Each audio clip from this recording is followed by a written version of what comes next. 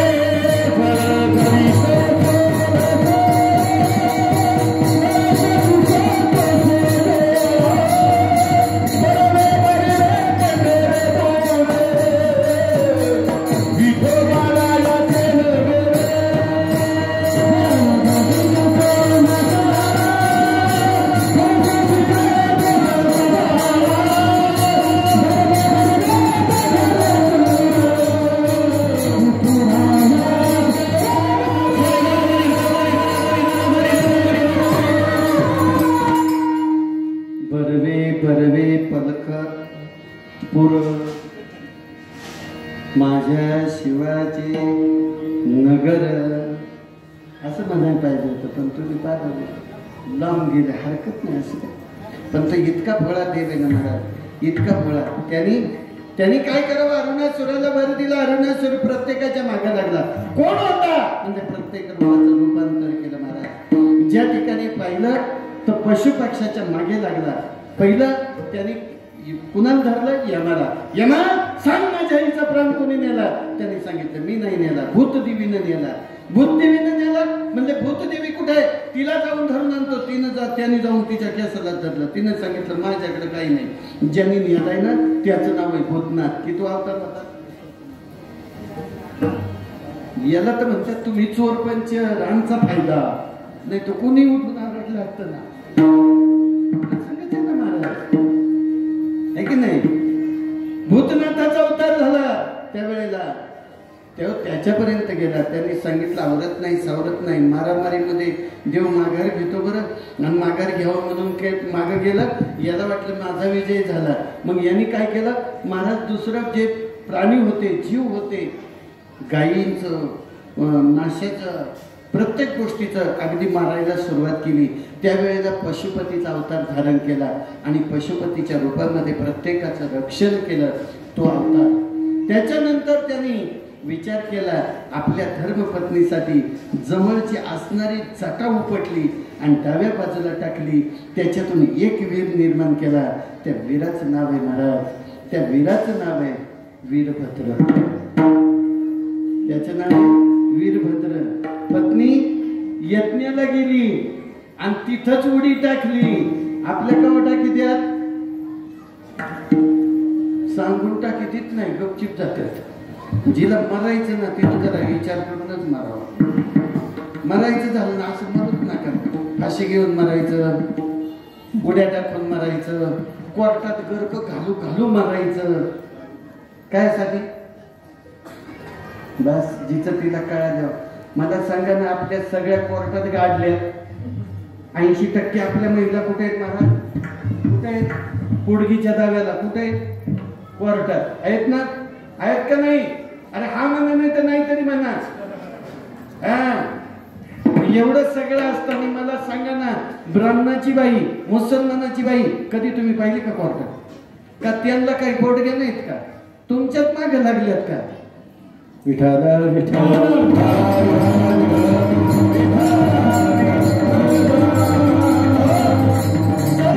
जनाबाई सारखा देव तिला कळाला असता तर ती कोर्टात गेली असती का?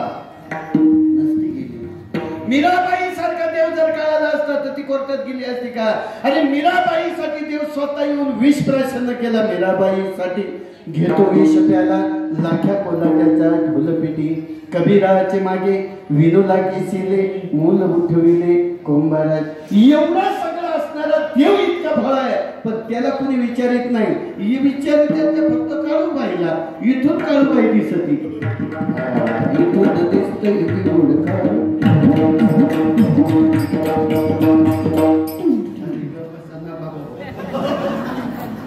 काय म्हणून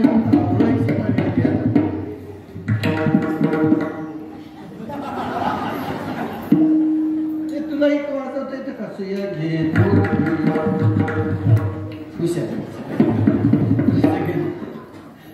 महाराज. परिस्थितीच अशी आहे. कधी देव सापडला का? देव जो आतला देव आहे तो देव कळाला नाही आणि बाहेरच्या देवाला निवड दाखवून फायदा काय मला सांगा. मग देव किती भोळा असावा. देव इतका भोळा होता, इतका भोळा होता. महाराज एका राक्षसाला त्यांनी वर दिला. त्याच्या डोक्यावर हात ठेवला. डोक्यावर हात ठेवल्याच्या नंतर त्याला सांगितलं जा इथून पुढे जगामध्ये जिकडं जाशील तिकडं ज्याच्या डोक्यावर हात तू ठेवशील त्याची राख होईल. याने विचार केला. हे पहिलं मृत्यू लोकात खाली आल्याबरोबर नंदा देवानी वर दिलाय. खरा केलाय का खोटा केलाय, लबाड बोललं का खरं बोललं. आल्याबरोबर 2-4 जणांच्या ठेवलं ना डोक्यावर हात. अरे म्हणला डोक्यावर हात ठेवलं का जळून राख होती. त्याचं चित्ताभस्म घ्यायचं आणि भगवान शिवाला नेऊन द्यायचं. एवढंच काम त्याचं. आता माता पार्वती होती. ती माता पार्वती फक्त राग चाळायला होती. काय चाळायला? राग. म्हणून आज काय चाळीत यात? आज काय चाळीत यात? पीठ. आता ती चाळणी राहिल्यात नाही. कारण तळण सगळं चाळूनच येतं आणि तळायला कोण जात? घेतला डबा की आहेत ना कबूर. बस घेतला डबा की चला तळायला. बरोबर ना. आता माझ्यासारख्या नाही असं म्हणावं पण म्हणायचीच पाळी आली. कारण माणसं तशी वागायला लागली. कारण हे सगळं उरफाटे चाललंय हो. सरळ राहिलंच नाही. परिस्थितीच अशी आहे ना. मग आता परिस्थिती इतकी महत्वाची की माता पार्वती पीठ चालून द्यायची. पीठ नव्हे राख चाळीत होती. मग मला सांगा सगळ्या देवांना मंदिर आहे. पण महादेवाला काय?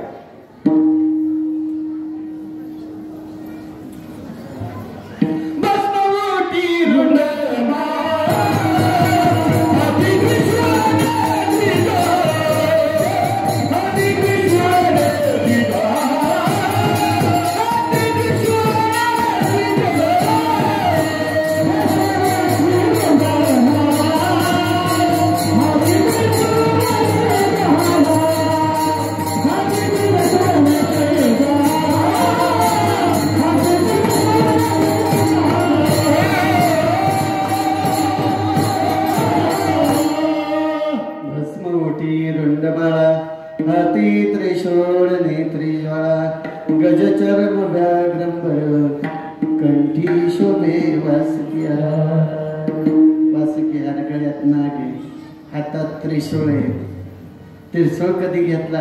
दैत्याचं वध करण्याकरता शंकराच्या अवतारात त्रिशूळ घेतला. शिवाच्या अवतारात डमरू संघ घेतला तेव्हा झाला डवऱ्या. हातात त्रिशूळ घेतला तेव्हा झाला शंकर. आणि आता बेलाचं पान डोक्यावर घेतलं, पाण्याची धार म्हणजे गंगा ठेवली. तिथं मात्र तो पूर्ण विचारवंत झाला.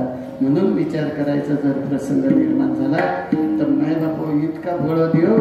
त्यांनी एकाला वर दिला. त्याची आता त्याला वर दिल्यावर त्यांनी प्रयत्न करून पाहिला खरं का खोटे. फिरत सगळ्या ठिकाणी गेला. प्रत्येकाच्या डोक्यावर हात ठेवायचा. ज्याच्या हात डोक्यावर ठेवला तो मरून जायचा, जळून राख व्हायची. यांनी विचार केला म्हणला याची पार्वती लई सुंदर आहे. याची पार्वती लय सुंदर आहे. मग आता काय करायचं? म्हणजे तिलाच घेऊन जायची. मग हात कोणाच्या डोक्यावर ठेवायचा? ज्यानीवर दिला त्याच्या डोक्यावर. गुरुची विद्या गुरुला. आता तुम्ही कबूल झाले. मार्गी चालता तन तन पिपलिका चरणी न लागू द्यावी जरी. मला खरं सांगा रस्त्याने जाताना आपल्या पायाखाली मुंग्या किती मरत्यात? मुंगी मरती का मुंगी? नाही. आपलं वजन किती? 70 किलो, 110 किलो. आणि मुंगीचं वजन किती हो? मग मुंगी पायाखाली मरत नाही असं तुमचं मत आहे. तर इथून उठून जाऊ नका ट्राय करायला. तिकडे नंतर कीर्तन झाल्यावर लगेच जाते. मुंगीवर पाय ठेवून पुढे जरी गेलं ना तर महाराज ती तिच्या जीवनात उद्धार होतो, तिचं आयुष्य वाढत आहे. आणि आपल्या डोक्यावर पाय आहे का नाही? एकाच्या डोक्यावर पाय दिला तर त्याला कुठं घातला? आता हे तर ध्यानात आहे ना. मग आता का ते सोडून सांगायचं? जसं याने वर भेटला होता म्हणलं याची पार्वतीच पळवायची. मग पार्वती पळवायची कशी पळवायची म्हणले सोपा उपाय, त्याच्याच डोक्यावर हात ठेवायचा. कोणाच्या? महादेवाच्या. देवाच्या डोक्यावर हात ठेवायला हे निघालं, याने विचार केला आता नाही घडायचा माहिती.